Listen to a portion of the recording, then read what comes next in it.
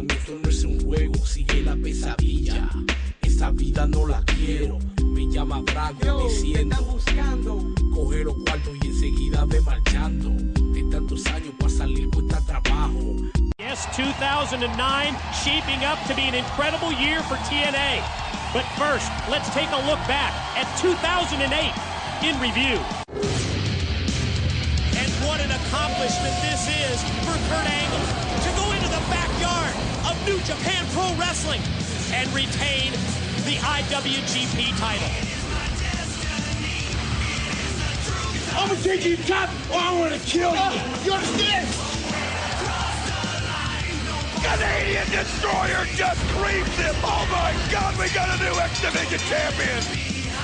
Sunday, April the 13th, 2008 will always be remembered as the night that Samoa Joe became TNA World Heavyweight Champion.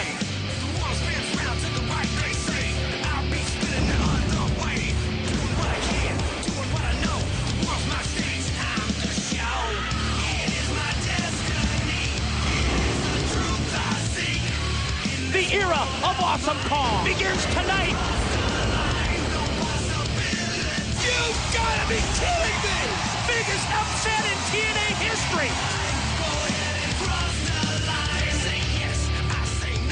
The next time you stick that thermometer up my ass, there's gonna be hell to pay, you son of a bitch.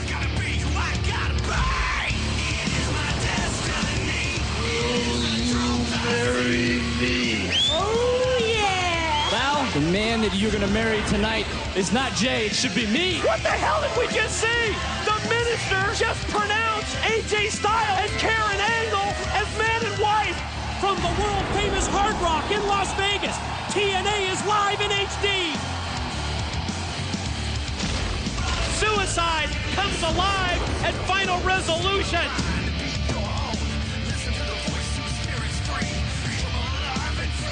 I'm a major shareholder in this wrestling company. You just headbutted your new boss.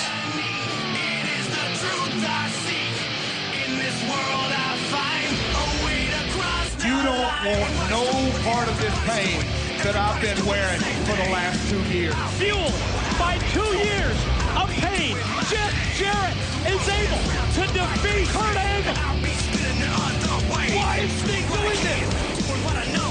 The single most important thing that separates the men from the boys is respect. Here's to the main event mafia. It is called the TNA Legends Championship. History repeats itself again. 2008 at Bound for Glory in Chicago. Sting becomes TNA World Champion. TNA talks about crossing the line. Well, what I want to know is, do you have enough balls to cross that line and come out here and stand with me and Joe? A war is what you want. A war is what you got. Nobody messes with the main event mafia. Yeah! When it comes to the main event mafia, this is their world, and we're playing under their rules. Last year, they established themselves as the best tag team in wrestling today. Now let's check out Rough Cut with Beer Money Incorporated. Wrestling's all about having fun, and when you're not having fun, that's the time you need to get out. And we have a great thing going, and in Beer Money, we're making a lot of money and we're drinking a lot of beer, so the name fits. It's a lot of fun. It's something that both James and I have always wanted to do, and now we're living our dream. It's got to be everybody's goal in life to be a world champion. If you're in this business, it's definitely something that is in my sights. Right now, I'm tag team champion. I still want to be TNA World Heavyweight Champion. That's still on my top list of priorities. I want to stay in this business for as long as I can, but I don't want to overstay my welcome, I guess you could say. And I never felt like I was owed anything. I always wanted to work hard and get to put in my dues and really feel like whatever I did, or however I lived my life was dedicated to professional wrestling. Once this is all over with, the lights and glitter, that's what I'll be doing every day, is just hanging out with my little girl. She's the most important thing in this world to me. I'm just a simple guy. I like the simple things of life. I like living out in the country. I like riding my horses, playing my dog. The legacy that Robert Roode would love to leave behind is for people to look at me when I'm retired, and the guy that used to sit and watch and be entertained, every week, and be remembered. One of the top wrestlers that ever stepped inside of a wrestling ring. Hopefully that will happen.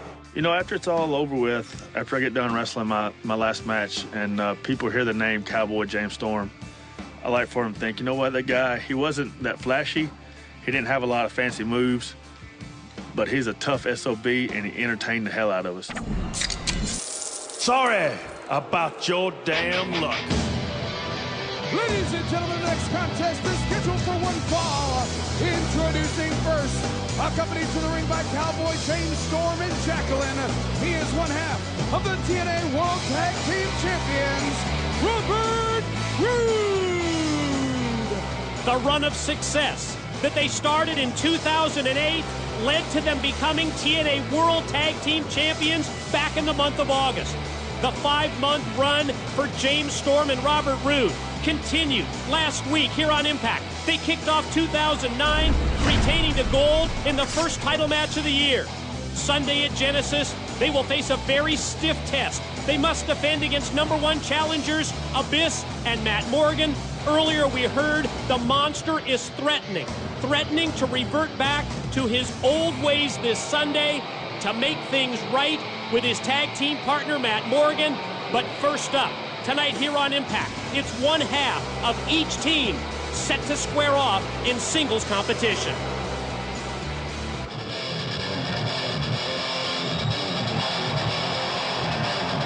His opponent accompanied to the ring by the Monster Abyss from Fairfield, Connecticut, the Blueprint, Matt Morgan. The most physically imposing, the most physically impressive team in the ranks of the TNA Tag Division, now just 3 days away from their shot at Beer Money Incorporated and the TNA World Tag Team titles. 7-foot, 300-pound Blueprint Matt Morgan, now finally joined by his partner, the 6'8", 350-pound monster Abyss. Well, you can see right there Matt Morgan giving Abyss instructions.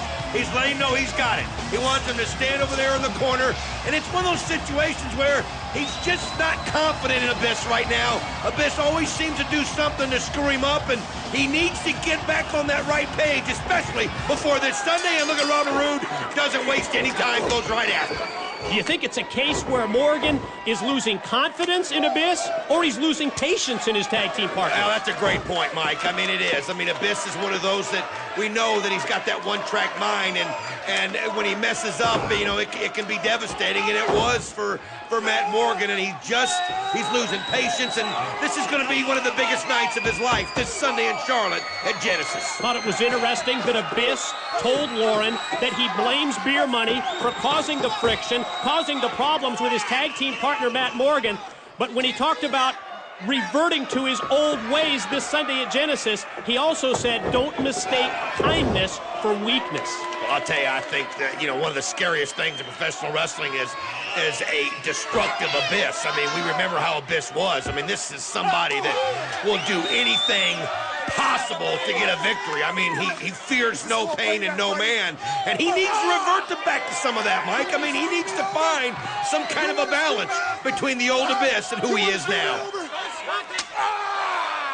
Jeremy Borash has huge news from the annual Tokyo Dome show in Japan.